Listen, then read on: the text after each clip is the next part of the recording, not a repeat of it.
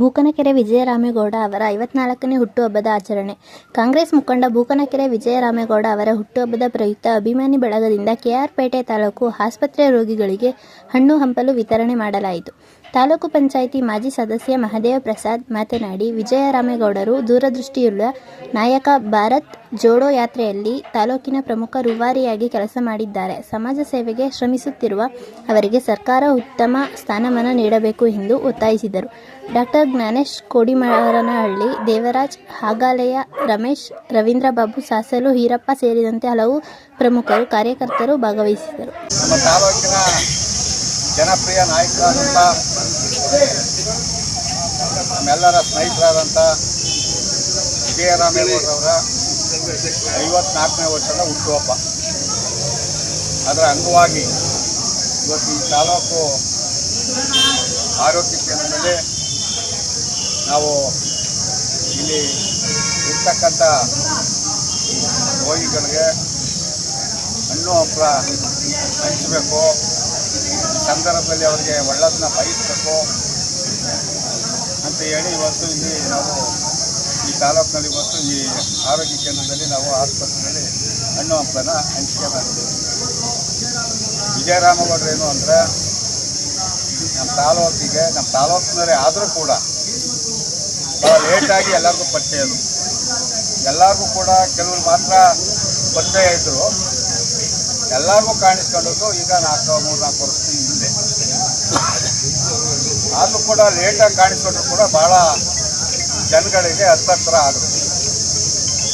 ಕಾರಣ ಇಷ್ಟೇ, ಅವ್ರು ಮಾಡ್ತಕ್ಕಂಥ ಸೇವೆ, ಜನಪರವಾದಂಥ ಅವರಿರೋ ವಿಶ್ವಾಸ, ಅವ್ರಿಗೆ ಜನನ ಏನಾದರೂ ಒಂದು ಒಳ್ಳೆ ಇದು ಕೊಂಡೊಯ್ಬೇಕು, ನಮ್ಮ ತಾಲೂಕಿಗೆ ಸೇವೆ ಆಗಬೇಕು, ನಮ್ಮ ತಾಲೂಕು ಕೂಡ ಅಭಿವೃದ್ಧಿ ಮಾಡಬೇಕು ಅನ್ನೋ ಒಂದು ಚಿಂತನೆ ಇಟ್ಕೊಳ್ಳೋದ್ರಿಂದ ಅವರು ಅಷ್ಟು ಬೇಗ ತಾಲೂಕಿನಲ್ಲಿ ಜನಪ್ರಿಯ ಆಗಲಿಕ್ಕೆ ಸಾಧ್ಯ ಆಗಿದೆ.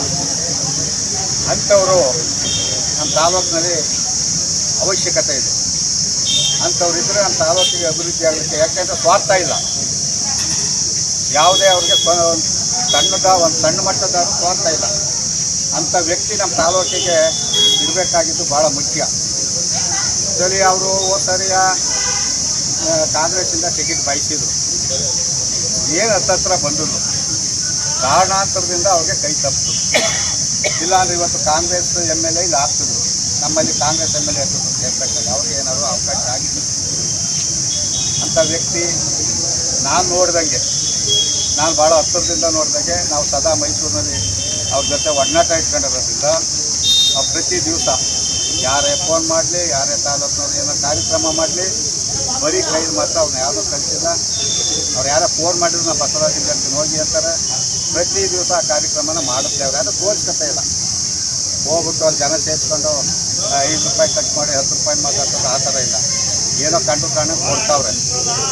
ಆದ್ದರಿಂದ ಅವ್ರಿಗೆ ಮುಂದೆ ಕೂಡ ಒಳ್ಳೆಯದಾಗಬೇಕು. ನಮ್ಮ ತಾಲೂಕಿನ ಭವಿಷ್ಯ ದೃಷ್ಟಿಯಿಂದ, ಅವ್ರ ದೃಷ್ಟಿಯಿಂದ ಅವ್ರಿಗೆ ಒಳ್ಳೆಯದಾಗಬೇಕು. ಆ ಒಳ್ಳೆಯದಾಗೋದಕ್ಕೆ ಆ ದೇವರು ಅವ್ರಿಗೆ ಸಹಕಾರ ನೀಡಲಿ. ಅದ್ರ ಜೊತೆಗೆ ನಾವು ಏನು ತಾಲೂಕಿನ ಜನ ಇದ್ದೀವಿ, ಅವರು ಕೂಡ ಎಲ್ಲರೂ ಸೇರಿ ಅವ್ರಿಗೆ ಆಶೀರ್ವಾದ ಮಾಡಿದರೆ ನಮ್ಮ ತಾಲೂಕಿನ ಅಭಿವೃದ್ಧಿ ದೃಷ್ಟಿಯಿಂದ, ನಮ್ಮ ತಾಲೂಕಿನ ಒಳ್ಳೆಯದಾಗೋಕ್ಕೋಸ್ಕರ, ಅವರು ಈ ಸಮಾಜ ಸೇವೆ ಮಾಡೋಕ್ಕೆ ಅವಕಾಶ ಮಾಡೋಕ್ಕೋಸ್ಕರ ನಾವೆಲ್ಲ ಸೇರಿ ಅವ್ರ ಜೊತೆ ಇರವ ಅಂತ ಹೇಳಿ ಈ ಸಂದರ್ಭದಲ್ಲಿ ಹೇಳ್ತಾ, ಮತ್ತು ದೇವರು ಅಂಥ ಶಕ್ತಿ ಎಲ್ಲನೂ ಕೂಡ ಆ ಚಾಮುಂಡೇಶ್ವರಿ ಅವ್ರಿಗೆ ಕರುಣಿಸಲಿ, ಆ ಭಾಗ್ಯನ ಅವ್ರಿಗೆ ಕೊಡಲಿ. ಅದಕ್ಕೆ ಅವ್ರ ಸೇವೆನ ನಮ್ಮ ತಾಲೂಕಿನ ಜನರು ಕೂಡ ಪಡ್ಕೊಳ್ಳಿ ಅಂತೇಳಿ ಈ ಸಂದರ್ಭದಲ್ಲಿ ಅವ್ರಿಗೆ 54ನೇ ಹುಟ್ಟುಹಬ್ಬದ ಪ್ರಯುಕ್ತ ಅವರಿಗೆ ಶುಭ ಕೋರ್ತಾ ನಾನು ಮಾತಾಡಲಿಕ್ಕೆ ಅವಕಾಶ ಕೊಡಲಿಕ್ಕೆ ನಾನು ಮಾತು ಮುಗಿಸ್ತೀನಿ. ನಮಸ್ಕಾರ.